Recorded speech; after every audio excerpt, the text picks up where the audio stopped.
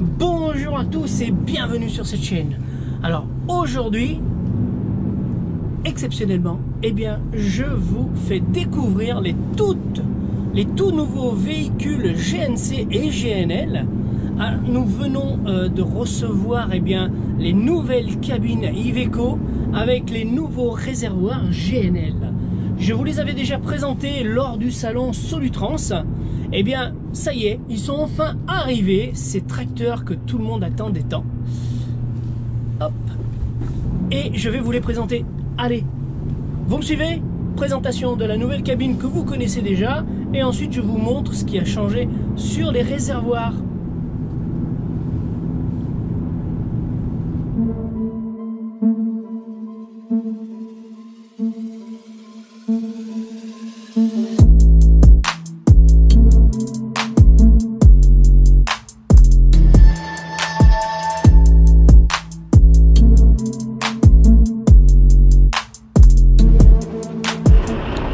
Alors bien sûr, sur les réservoirs GNL, vous vous souvenez tous qu'il se présentait comme ça. Bon, il est un petit peu sale. Donc avec les robinets sur le côté qui étaient très difficiles d'accès. Et nous avions de l'autre côté, eh bien ici, pour faire les pleins. Voilà. Donc voilà. Il fallait donc mettre sa main derrière ici pour ouvrir le robinet gris ou fermer le robinet rouge, les vents, l'orifice de remplissage, voilà. Donc ça, eh bien, c'était avant. Et je vous montre maintenant. Et voici, messieurs, donc toute cette gamme de nouveaux tracteurs Iveco. Alors, c'est que du gaz, hein, du GNL et GNC qui vous attendent ici, là, sur le parc. Voilà, ils vont bientôt arriver dans vos agences. On a déjà des noms, on a Münster, on a Limoges, on a Montmorillon. Beaucoup pour Münster, hein, donc vous allez être gâtés les gars avec des nouveaux tracteurs GNL. Alors voici la nouvelle configuration de ces nouveaux réservoirs.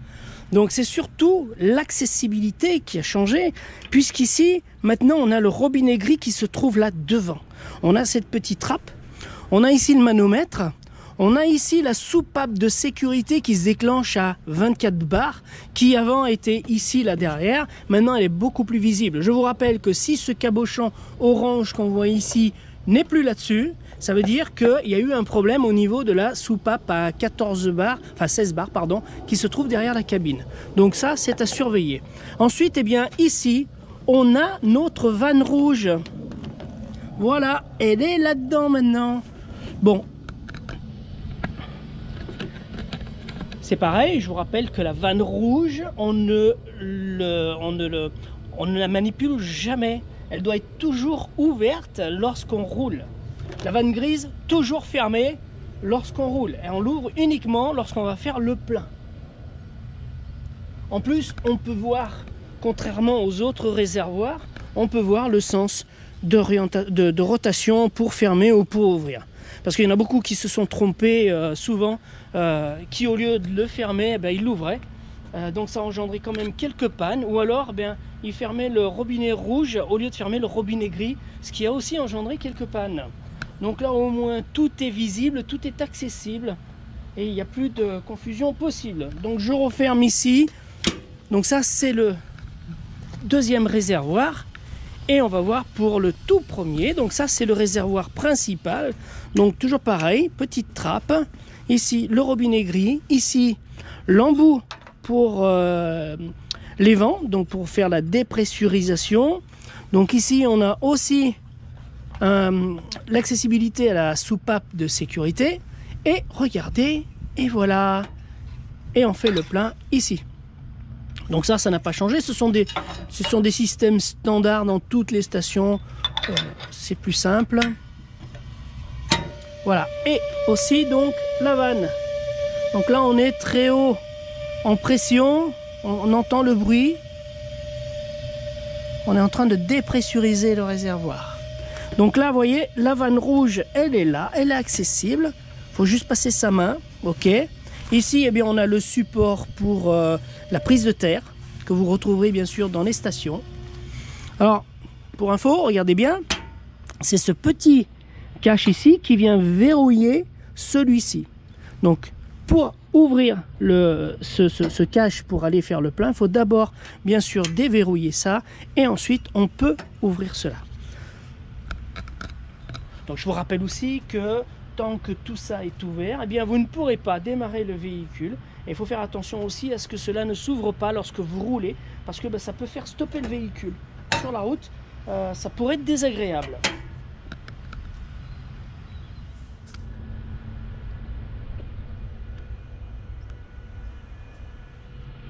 Avec la nouvelle configuration de la cabine, eh bien ici, là, nous avons un grand coffre. Donc ce coffre-là est étanche, hein. Vous voyez ici, il y a le joint d'étanchéité, simplement pour mettre vos sangles ou vos chaussures, donc tout ce qui sent un petit peu à force avec le temps. Donc là, c'est entièrement étanche et ça vous évitera que les odeurs remontent dans la cabine. Alors avant, nous avions ici un bouton pour ouvrir le deuxième coffre là au-dessus. Maintenant, on a une petite tirette là. Hop, on tire dessus et on a un énorme coffre ici. Là, juste sous la couchette. Et la même chose de l'autre côté. Donc beaucoup d'espace, beaucoup de coffres très très grands. Et tout ça, eh bien, grâce aussi à la nouvelle installation, grâce à la nouvelle configuration. Ici, on a tout ce qui est climatisation, Webasto, tout est là. Donc, eh bien, ça a libéré de la place dans les coffres. Alors, là, il y a deux petites choses que je pourrais reprocher à Iveco. Eh bien, c'est ici. Vous voyez ça? Ça, c'est pour ouvrir votre calandre.